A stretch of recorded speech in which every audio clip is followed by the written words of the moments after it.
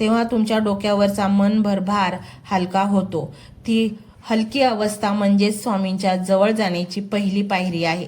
स्वतःला रिकामं करा, म्हणजे स्वामी तुम्हाला त्यांच्या आशीर्वादाने काठोकाठ भरू शकतील. तुमच्या घराण्यात, तुमच्या कुटुंबात गेली कित्येक वर्ष किंवा पिढ्या काही ठराविक समस्या चालत आल्या आहेत का? म्हणजे आजोबांना जो त्रास होतो तोच वडिलांना, आणि आता तोच तुम्हाला होतोय.